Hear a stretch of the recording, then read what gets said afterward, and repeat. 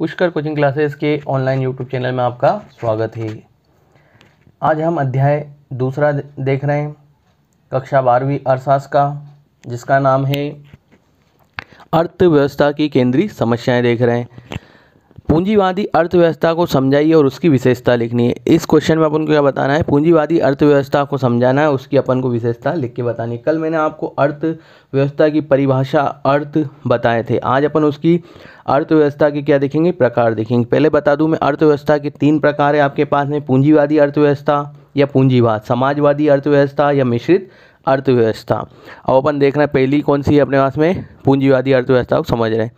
इस अर्थव्यवस्था का प्रारंभ 18वीं शताब्दी में इंग्लैंड में हुई औद्योगिक क्रांति के परिणाम स्वरूप हुआ। इस अर्थव्यवस्था का प्रारंभ कब हुआ था, 18वीं शताब्दी में हुआ था, इंग्लैंड से हुआ था, औद्योगिक क्रांति के परिणाम स्वरूप हुआ। अब पूंजीवादी अर्थव्यवस्था क्या बताती है अपने देखते हैं। पूंजीवाद या पूंजीवादी आर्थिक संगठन की वह प्रणाली है जिसमें उत्पत्ति के साधनों पर निजी स्वामित्व होता है। निजी मतलब किसी व्यक्ति विशेष का स्वामित्व होता है, जिसमें कोई भी हस्तक्षेप नहीं कर सकता, एक व्यक्ति का ही उस पर अधिकार होता है, तथा इन साधनों को लाभ अर्जित करने के उद्देश्य से विभिन्न कार्यों में प्रयोग करने की स्वतंत्रता होती है। तथा इनको लाभ अर्जित करने के उद्देश्य से विभिन्न कार्यों में प्रयोग करने की क्या होती है, उसमें स्वतंत्रता होती है। पूंजीवाद का मतलब यही होता है कि निजी व्यक्ति का स्वामित्व होता है, वही अपने हिसाब से काम करता है या काम करवाता है, और वो काम किस लिए कराएगा, सिर्फ और सिर्फ लाभ अर्जित करने के उद्देश्य से, अधिक से अधिक लाभ हो ऐसा काम वो करता है। क्या दिया है एक बार और देखें आप इसे। पूंजीवादी आर्थिक संगठन की वह प्रणाली है जिसमें उत्पत्ति के साधनों पर निजी स्वामित्व होता है तथा इन साधनों को लाभ अर्जित करने के उद्देश्य से विभिन्न कार्यों में प्रयोग करने की स्वतंत्रता उनको होती है। अब अपन देखेंगे, यहाँ तक आप स्क्रीनशॉट ले लेना, उसके बाद अपन आगे देखते हैं। अब अपन आगे देख रहे हैं इसमें पूंजीवादी अर्थव्यवस्था की अपन को प्रमुख विशेषताएं देखनी है। अब पहली विशेषता को अच्छे से समझने का प्रयास करें।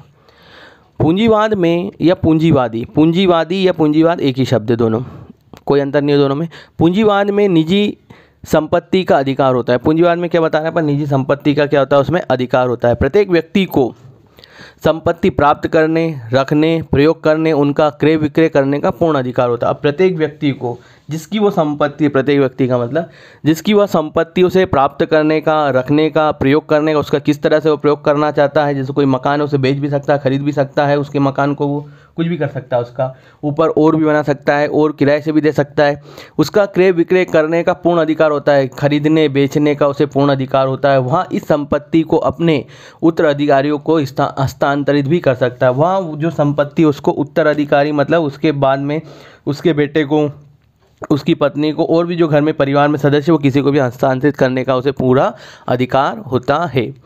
यही आपको पहले पॉइंट में बताया गया है। पूंजीवादी में निजी संपत्ति का अधिकार होता है, इसमें प्रत्येक व्यक्ति को संपत्ति रखने, प्रयोग करने, उसके बाद में उसको क्रय करने, विक्रय करने आदि का पूर्ण अधिकार होता है। इस निजी संपत्ति को अपने उत्तराधिकारियों को हस्तांतरित भी वो कर सकता है। उसके बाद देखें आगे, पूंजीवादी अर्थव्यवस्था में आर्थिक स्वतंत्रता होती है। दूसरा पॉइंट है, पूंजीवादी अर्थव्यवस्था में आर्थिक स्वतंत्रता होती है। आर्थिक स्वतंत्रता का मतलब यहाँ पे देखिए आप, व्यक्ति अपनी इच्छा अनुसार किसी भी व्यवसाय को चुन सकता है। आर्थिक स्वतंत्रता का मतलब ये, क्या वो पैसा लगा रहा है तो वो कोई से भी व्यवसाय को चुन सकता है, उसकी मर्जी के हिसाब से उसका काम चलेगा, वो कोई से भी व्यवसाय को अपने को चुन सकता है। आर्थिक स्वतंत्रता से यही मतलब है, किसी भी व्यवसाय को अपनी इच्छा अनुसार वो कार्य कर सकता है। तीसरे नंबर का पॉइंट आपके पास है, पूंजीवादी अर्थव्यवस्था में, पूंजीवाद में लाभ उद्देश्य कैसा होता है, प्रमुख होता है। पूंजीवाद में लाभ उद्देश्य प्रमुख होता है। व्यक्ति केवल उन कार्यों को संपादित करता है। व्यक्ति क्या करता है, केवल उन कार्यों को संपादित करता है जिसमें उसे अधिकतम लाभ की प्राप्ति होती है। आज अपन ही व्यक्ति उस कार्य को करेंगे जिसमें अपन को अधिकतम लाभ की प्राप्ति होती है, ऐसा कार्य नहीं करेंगे जिसमें अपन को नुकसान हो रहा है। इसलिए पूंजीवाद में लाभ उद्देश्य प्रमुख होता है। व्यक्ति केवल उन कार्यों को संपादित करता है जिसमें उसे अधिकतम लाभ की प्राप्ति होती है। अगला पॉइंट आपका चौथे नंबर का, पूंजीवादी अर्थव्यवस्था का संचालन। पूंजीवादी अर्थव्यवस्था का संचालन एवं समन्वय कीमत यंत्र द्वारा होता है। पूंजीवादी अर्थव्यवस्था का संचालन और समन्वय किसके द्वारा होता है, कीमत यंत्र के द्वारा होता है। कीमत यंत्र के द्वारा होता है। इसके अंतर्गत उत्पादन, उपभोग, विनिमय सभी कीमतों पर आधारित होती है। सभी कीमतों पर कैसा होता है? सभी कीमतों द्वारा निर्धारित होता है। पूंजीवादी अर्थव्यवस्था का संचालन समन्वय कीमत यंत्र द्वारा होता है। किसके द्वारा होता है? इसका समन्वय संचालन कीमत यंत्र के द्वारा होता है। चौथे नंबर के पॉइंट बता रहे हैं। उसके बाद में अपनी अर्थात उत्पादन, उपभोग, विनिमय सभी कीमतों द्वारा निर्धारित होते हैं। आगे देखते हैं अपन इसमें 5वें नंबर का पॉइंट देखना है। आप यहाँ तक का स्क्रीनशॉट ले सकते हैं। अब देखते हैं अपन आगे 5वें नंबर का पॉइंट देखें। इसके अंतर्गत उपभोक्ता को सार्वभौमिक सत्ता प्राप्त होती है। इसके अंतर्गत उपभोक्ता को सार्वभौमिक सत्ता प्राप्त होती है। सार्वभौमिक सत्ता प्राप्त होती है।